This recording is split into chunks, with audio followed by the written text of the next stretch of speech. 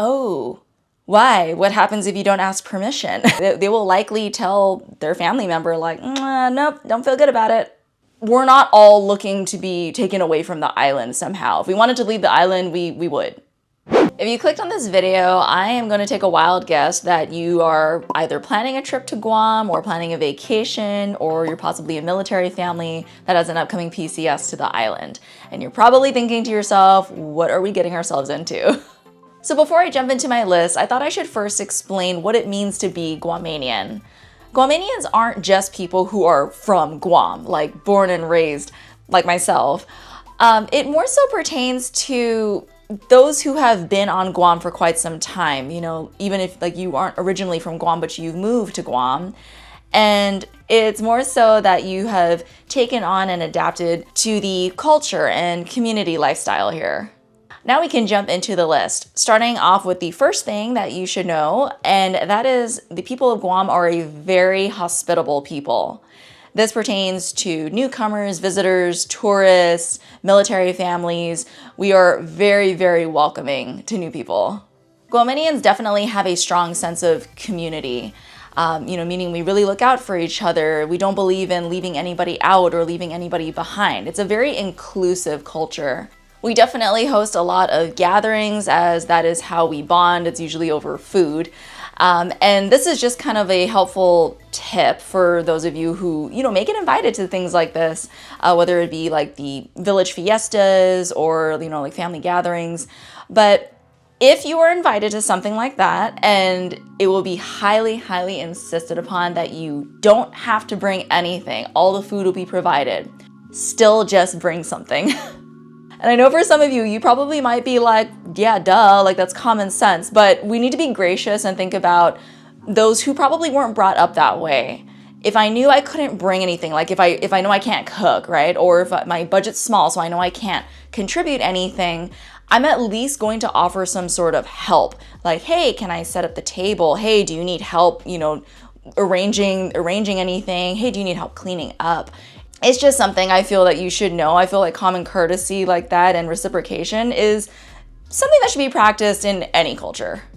Okay, the second thing that you need to know about the people of Guam, and this one's going to be more applicable to the locals, like the Chamorros and Filipinos and the other Micronesian islanders, but majority of the island is religious. Majority of the island is Catholic or Christian. So they definitely put a lot of importance on the religious celebrations and activities throughout the year. And for some smaller businesses, especially if they are family owned, these businesses will also be closed on Sundays to, recognize the Lord's Day or the day of rest. So just in case you fall in love with an, island cuisine spot and you really, really want them on a Sunday, I would check their business hours because it's very likely that they'll be closed. Now, the third thing you need to know about the people of Guam, and this aspect is going to be more focused on the elders, on our older generations. You should not assume to address an elder by their first name, especially if you are much younger. This is an obvious one for family members or those who have lived on Guam for a long time, such as like I knew my 5th grade teacher as, Mr. Ramos, but I'm not going to, just because I turned 18, start calling him by his first name and assume that's okay. I'm going to emphasize this is more so for you younger folks, like if you're 18, 19, early 20s, I would just play it safe and address the elders by Mr. or Mrs. or Miss. Even if somebody said like, oh no, you can go ahead and call me, Mary or Kevin or anything, I would still be safe, especially like I said, if they're a lot older than you, still say Miss Mary, Mr. Kevin. Especially if you were at a family gathering, you might see the sign of respect called fangingi.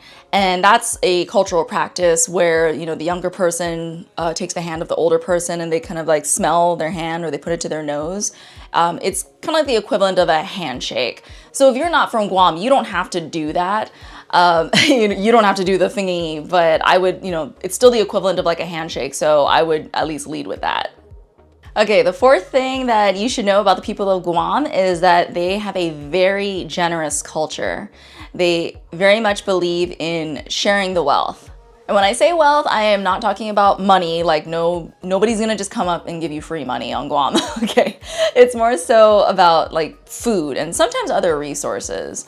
But for example, like if you were walking on the beach and a family happened to be, cooking or having a barbecue just right on the beach, 9 times out of 10, you will get called over to eat, even if they don't know you, because it's just, that's their culture. It's about sharing.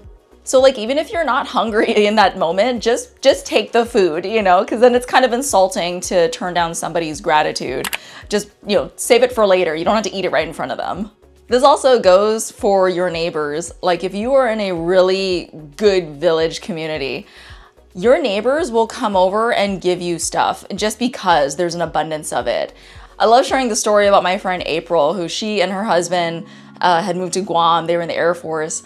And she was like, hey, is this normal? Like I had somebody, like a neighbor just come over and they were like offering me a whole bag of avocados for free. And, I was asking them like, oh, how much? Because she thought they were trying to sell it to her. And they were like, no, this is just for you.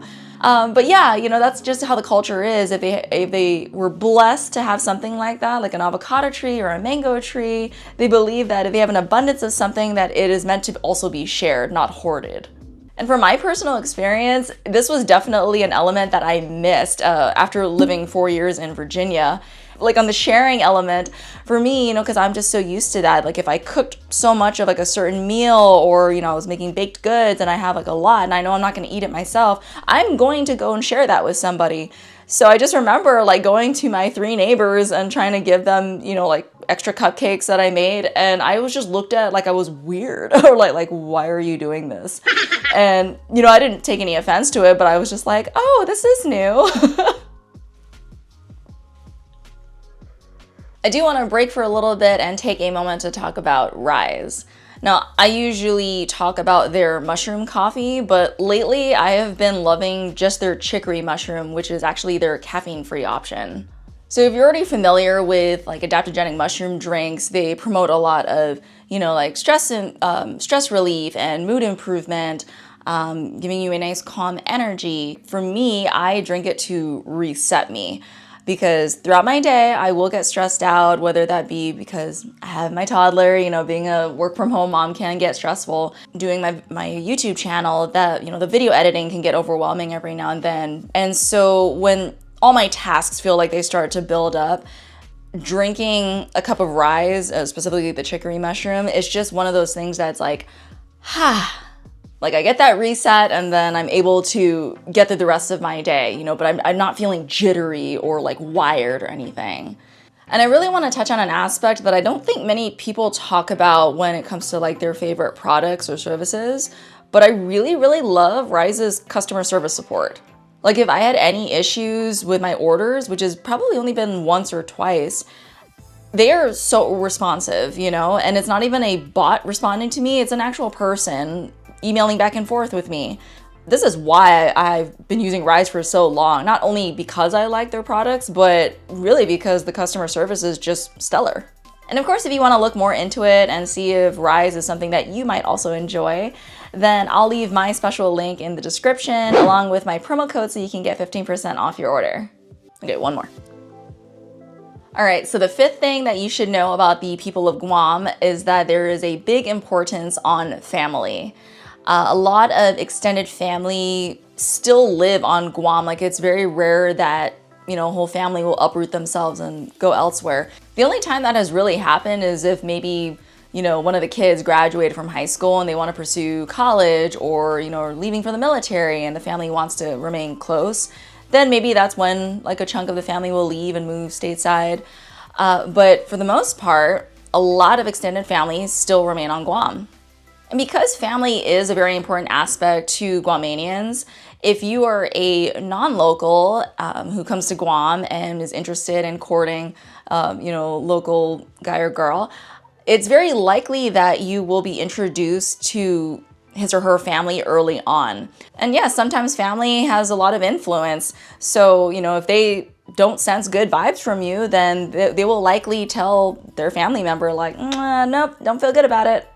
I bring that aspect up because I have had people ask me like, hey, like I heard that if you try to, check out somebody who's local, like their whole family, all their brothers and uncles and cousins are gonna come after you and beat you up. And I'm like, no, okay, that's not true. I think that maybe a front, of like trying to act tough, like, hey, but come on, it's like, hey, you take care of our family member, with their sister, you take care of our sister, or we're coming after you. So yeah, if you're a good, kind person who also treats others well, then you have nothing to worry about, obviously. So the sixth thing that you should know about the people of Guam is their respect for nature. And yes, this pertains to, preserving the beauty of the island and the land, but this is also about the beliefs of our ancient spirits still being present within nature. So if you're looking to partake in something, involving nature, like boonie stomping in the jungles or going hiking, going snorkeling or scuba diving, whatever element of that nature that you're, going to be in, is you show respect for it, meaning don't litter, don't damage any of the property, just be respectful. In specific cases, like going in the jungles, right? Like going hiking the jungles, locals will tell you that you need to ask permission before you enter the property. Not because it belongs to the person living there, but the spirits that still inhabit those areas. And it's crazy because some of the stories that I have heard of things that have happened due to a lack of respect for the nature, it is kind of scary. If you know these stories I'm about to share and you can source them for me, please do, because I would be really, really interested. But I'll tell you the first one. So the first was of a contractor and who was, I don't know, they were demolishing some site or like land or whatnot, and he was driving like a bulldozer or a tractor of some sort to take down this banyan tree. Now, if you're not familiar with what a banyan tree is, these are like the trees believed that are holding the ancient Chamorro spirits, the Tatomona trees. Important. They're very significant to Chamorro culture specifically. The local workers were telling him, like, you can't cut that tree down. Don't touch that tree. And he like pushed the guy out of the tractor and was like, I'll do it myself, and started like driving towards the tree. And before he could even hit the tree, had a heart attack and died. Again, I need to know if you can source this story for me, because that's freaky to me. Like, what? Holy cow.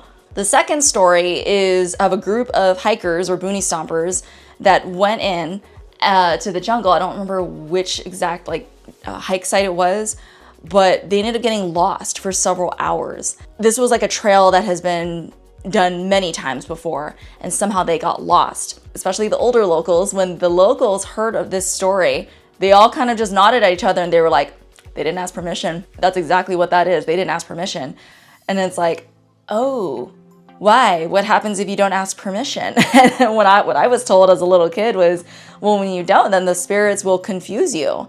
They'll basically like move things around so that you can't find your way back or can't find your way out. Long story short, they had to call in like search and rescue to find this group of people. I think it was like 12 to 15 people that just went missing, but they ended up finding them. But it's just one of those things like, hey, maybe let's not test these theories out. Let's not challenge the the folklore. Just play it safe. Ask for permission, respect nature. End of story. Okay, the seventh thing that you need to know about the people of Guam, and this is going to focus more on the women of the culture, is that the women are very self-sufficient. I am not saying that it is a culture dominated by women, that it's, female-led or anything. No. What I'm saying is that they're not of a submissive nature. They're not of a subservient nature. So, switching gears here, if you are a single male thinking, hey, maybe I'm going to go to Guam and find a wife, very unlikely that's just going to happen that easily, because the women aren't looking to be, we're not all looking to be taken away from the island somehow. If we wanted to leave the island, we would. Because the local females are self-sufficient and independent, they're, not looking for someone to take care of them. They're looking for a partner. They're looking for somebody who can actually stand toe to toe with them. Now that's going to kind of segue into my last point, but let me tell you how I got there. So I have had both comments on my videos and people asking me in person, what's the dating scene like? What do the women like? And I'm gonna give you the hard truth. I don't know. I can't speak for the rest of Guamanians in that sense. Every single person's interests are very, very different. And so there really is no way to say like, oh yeah, if you specifically go to Guam, like the women are gonna love you, or if you specifically go to Guam, like the local guys are just gonna, you know, worship you. You really will never know until you go. Now don't worry, there is a light to the end of this rabbit hole that I've gone down about the dating scene, but the last thing that you should know about the people of Guam, and more specifically about the atmosphere there, is that it is very easy to make friends and, you know, eventually romantic interests. Because the island is smaller, so long as you are partaking in things that you genuinely like, you know, like you like going paddleboarding, or you like taking yoga classes, or you like, you know, gaming, so you attend the events that, you know, that center around that specific interest, you are going to run into the same people very frequently. And in doing so, you will develop friendships. In doing so, you will develop attractions here and there. So I wouldn't worry so much about, you know, going to Guam and trying to go looking for love or anything, or, you know, looking for friendship. It will come around, I promise. You'll get those, you know, opportunities to introduce yourself, to make friendships, and to say, hey, let's go hang out outside of this. I promise you, it is very easy to make friends. I do hope this video was helpful and possibly changed the way you think about Guam. And whenever it is that you get to Guam, make sure that you give out a friendly hafa day. Until then, I will see you on the next video. Adios!